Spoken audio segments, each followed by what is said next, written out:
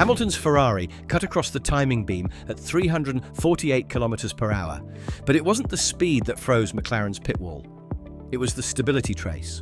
For the first time all season, the SF25 carried more exit speed through Lesmo Two than Verstappen's Red Bull, and the telemetry told a story even the Tifosi couldn't see. Ferrari's greatest weakness had vanished. With Hamilton staring at a 5-place grid penalty, the mathematics of Monza should have buried Ferrari's hopes. Yet lap after lap, his delta lines held flat. No degradation, no instability, no surrender. This wasn't just one fast lap.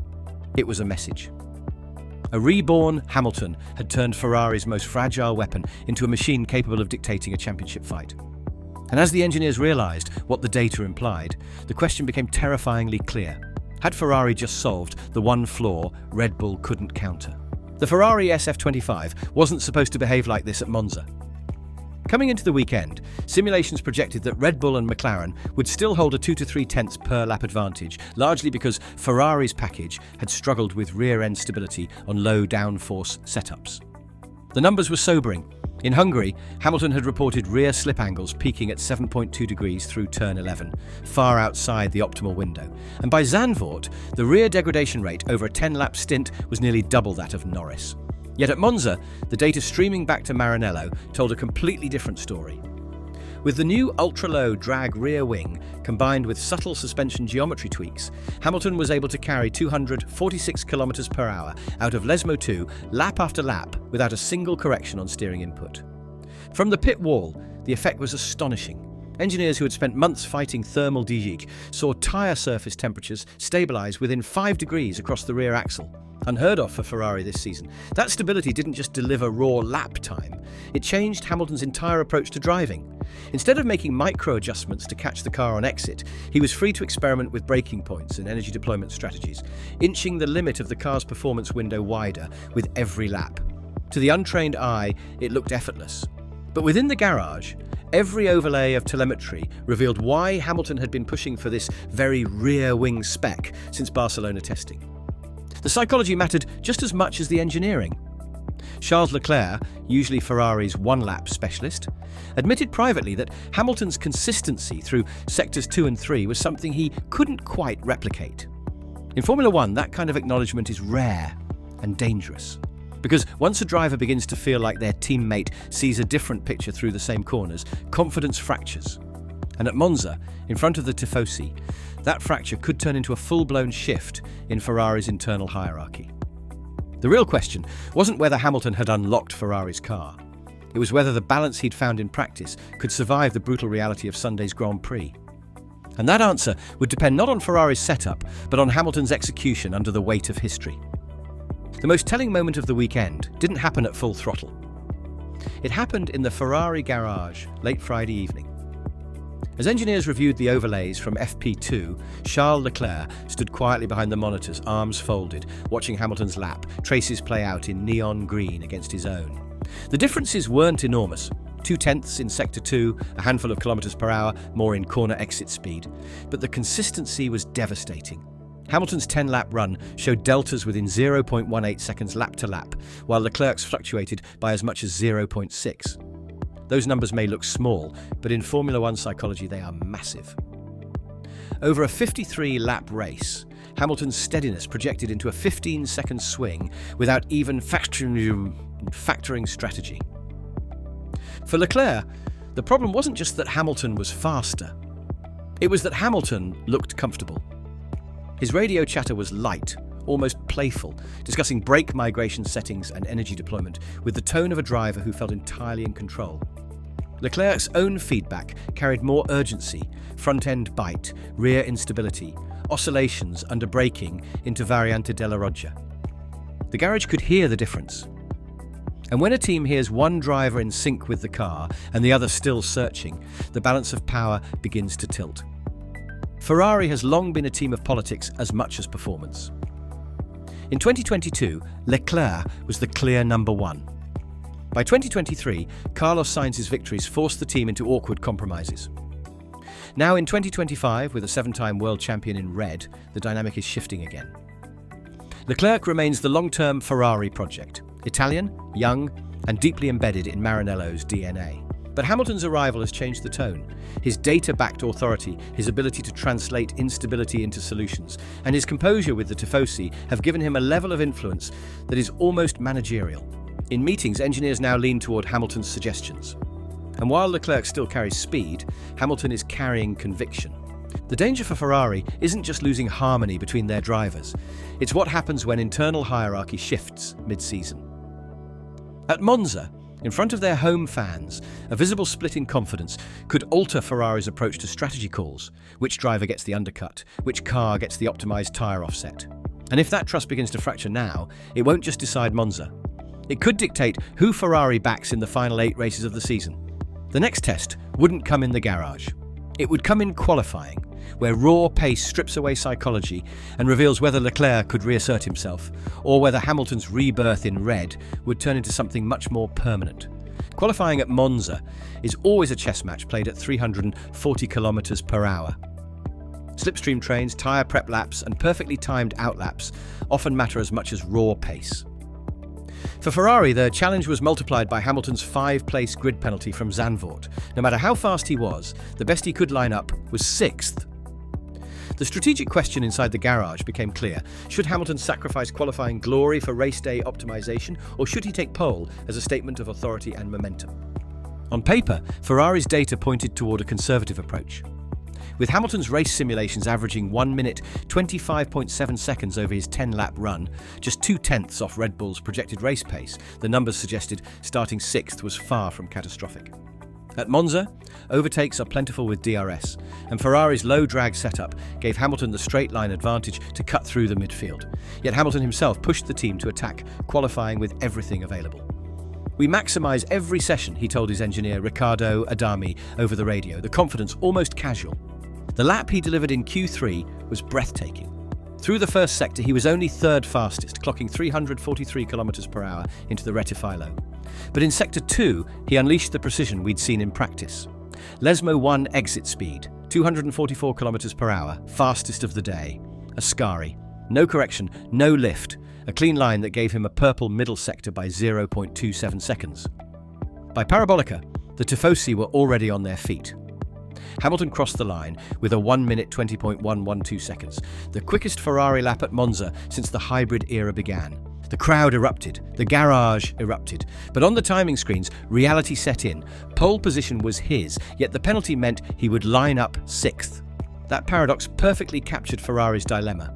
Leclerc, who slotted in 3rd, would start from the front row after penalties reshuffled the grid. Hamilton had the faster car, the deeper race pace, the crowd's energy behind him. But he would have to carve his way through 5 rivals before he could even think of victory.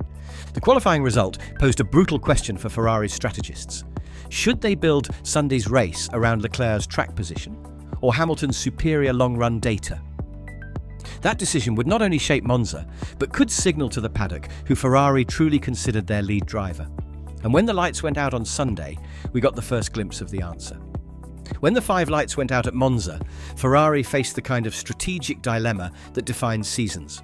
Leclerc launched from the front row, Hamilton from 6th, but the contrast in their roles was stark. Leclerc's job was survival. Hold track position, keep DRS in play, and defend from McLaren. Hamilton's job was disruption. Cut through the pack quickly enough that Ferrari's long-run advantage could be unleashed before Red Bull's undercut window opened around lap 15. The opening laps showed exactly why Hamilton had been so confident in practice. Into turn 1, he braked 2 meters later than Piastri and threaded his Ferrari between the McLaren and a Mercedes with precision. By the end of lap 2, he had already climbed to 4th. Sector times confirmed his pace. A 29.4 through Sector 2 compared to Verstappen's 29.6, even while Hamilton was still navigating traffic. More telling was tyre data. Ferrari's sensors recorded rear surface temperatures steady at 108 degrees Celsius, well within the optimal 105 to 115 window. At Zandvoort, those same readings had spiked to 126 by lap 7, forcing Hamilton into early stops. This time, the stability was holding. But Ferrari had a decision to make. Leclerc, running 2nd, was protecting track position, but lacked Hamilton's race pace. Verstappen, sitting in 3rd behind him, was losing patience. his radio crackling with frustration about dirty air and battery deployment. If Ferrari instructed Leclerc to let Hamilton through, they risked political fallout inside their own garage.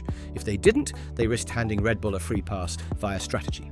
It was a no-win scenario, the kind that requires absolute clarity from the pit wall. By lap 9, the tension was visible on the Ferrari pit perch. Strategy models showed Hamilton's average pace was 0.32 seconds per lap faster than Leclerc's. Over a 20-lap stint, that gap ballooned to 6.4 seconds. The math was undeniable. Hamilton was the faster Ferrari. But telling Leclerc to move aside at Monza, in front of his home fans, would be a political earthquake. The radio call never came. Ferrari held formation. And as Verstappen closed in on Leclerc's gearbox through Curva Grande, Hamilton's radio message cut through the noise. Guys, if we wait too long, this race is gone. What happened next turned the Ferrari garage into a storm of whispers and divided loyalties. Lap 15. That was the moment Red Bull pulled the trigger. Verstappen, stuck behind Leclerc's Ferrari and burning battery in frustration, dove into the pits for a fresh set of hard tyres. The outlap was surgical, a 1 minute, 27.8 seconds despite cold rubber, setting up the undercut perfectly. Ferrari's strategy models had warned of this exact scenario, projecting that if Red Bull pitted before lap 17, Leclerc would emerge behind Verstappen unless Ferrari reacted instantly. But in the Ferrari garage, hesitation set in. The debate wasn't about tyres, it was about politics. Hamilton, sitting just 1 second behind Leclerc, was on the radio. "Box me now. Don't cover Max with Charles, cover him with me." The logic was sound. Hamilton's long-run pace had been superior all weekend. With clean air, he could extend the stint, flip the race in Ferrari's favour, and neutralise Red Bull's charge. But from the pit wall, the call came through. "Box, Charles! Box, box!" Leclerc pitted. The stop was clean at 2.4 seconds, but the math was merciless. Verstappen's outlap advantage, combined with Ferrari's one-lap delay, meant the Red Bull swept past as Leclerc rejoined. Ferrari had just sacrificed track position, and with it, their control of the race to protect their number 2 driver's pride. Hamilton stayed out, his lap times holding steady at 1 minute 25.9 seconds, identical to his early stint pace, despite carrying older tyres. By lap 20, Hamilton was leading the race on track, his average degradation less than 0.04 seconds per lap. A staggering improvement over Ferrari's Zandvoort numbers. The garage was silent. Engineers could see the truth on the Delta screens. Hamilton had the pace, not only to cover Verstappen, but to control him. Yet the pit wall's earlier decision had already tilted the balance. Leclerc was locked in a dogfight with Norris and Piastri, burning through his battery reserves, while Verstappen stretched his lead. For Hamilton, the numbers told a different story. His gap to Verstappen was growing, not shrinking. Every lap he stayed out, the strategy window widened. Ferrari had a chance to swing the race back in their favour, but only if they dared to gamble on Hamilton's data instead of protecting Leclerc's pride. The pit board went out. Box, box. Hamilton finally peeled into the pits on lap 23 to May. What happened in the next 22 seconds would decide not just the outcome of Monza, but Ferrari's internal balance of power for the rest of the season. Hamilton's pit stop on lap 23 was flawless at 2.2 seconds, Ferrari's fastest of the season, but the damage from earlier hesitation had already been done. He rejoined in 5th, behind both McLarens and a Mercedes, with Verstappen now leading on fresh hard tyres. On paper, Hamilton needed to clear 3 cars in less than 8 laps to keep the undercut gap alive. The Delta screens told the brutal truth. Verstappen's projected lead would balloon to over 9.5 seconds if Hamilton got stuck in traffic beyond lap 28. What followed was a masterclass in controlled aggression. Into Variante della Roggia, Hamilton used Ferrari's straight-line advantage to outbrake Russell, carrying 338 km per hour before stamping on the brakes just 64 metres before the apex. By lap 25, he was up to 4th. 2 laps later, Norris became the next victim. Hamilton timed his DRS activation perfectly out of Parabolica, launching past the McLaren with a closing speed of 18 km per hour, the pass completed before turn 1. The Ferrari garage roared. The telemetry confirmed what their eyes already knew. Hamilton's SF25 wasn't just competitive, it was bulletproof on both straights and exits. But the cost of Ferrari's earlier strategy call was now clear. By the time Hamilton dispatched Piastri, with a move around the outside of Lesmo 1, Verstappen's lead stood at 8.2 seconds. The margin was still technically bridgeable, Hamilton's pace on the hard tyre averaged 1 minute 26.1 seconds compared to Verstappen's 1 minute 26.5 seconds. But overtaking at Monza isn't just math. It's about track position, tyre life and timing. Ferrari had given away control of all three. Inside the garage, the whispers turned to outright debate. One senior engineer reportedly told a colleague, "We backed the wrong horse." Others pointed to the championship table. Hamilton entered Monza 34 points behind Verstappen. Every lost victory closed the door further on Ferrari's title aspirations. Even with second place, the points swing favoured Red Bull. Hamilton, though, showed no frustration on the radio. His messages were clipped, professional, and relentlessly focused on execution. "Where's the delta to Max?" he asked on lap 32. The answer came back, 7.4 seconds. His reply was as calm as it was ominous. "All right, let's go get him." What unfolded over the next 15 laps was not just a chase. It was the defining test of Ferrari's rebirth under Hamilton, and it would carry consequences far beyond Monza. By lap 38, Hamilton had carved Verstappen's lead down to 5.1 seconds. The numbers told a fascinating story. Sector 1 remained Red Bull's fortress. Verstappen consistently clocking 29.2 seconds thanks to superior battery deployment out of turn 2. But in Sector 2, Hamilton was relentless, averaging 0.28 seconds faster through the Lesmos and Ascari. Sector 3 was a dead heat. Hamilton's 341 km per hour top speed into Parabolica matched Verstappen's to the decimal. It was the middle of the lap where Ferrari's new balance and Hamilton's precision were making the difference. Ferrari's strategy desk ran the projections. At his current rate of gain, Hamilton would reach Verstappen's gearbox by lap 51, 2 laps before the checkered flag. It was possible. It was within reach. But the political storm inside Maranello hadn't calmed. Leclerc, running fourth, was pushing for a late tyre stop to grab the fastest lap point. Strategists feared that call would compromise Hamilton's chase by forcing Ferrari to split resources and risk a double stack. On the radio, Hamilton cut through the chatter. "Don't distract! Focus on Max." The Tifosi could feel it. Every lap, Hamilton closed in. The grandstands erupted as his name flashed purple on the timing screens. The chants of Hamilton Ferrari rolled down the main straight, louder with each pass of the Scarlet car. For a moment, Monza felt like destiny. The 7-time world champion, dressed in red, clawing back Verstappen in front of Ferrari's home crowd. It was a script too perfect to ignore. But Verstappen is Verstappen.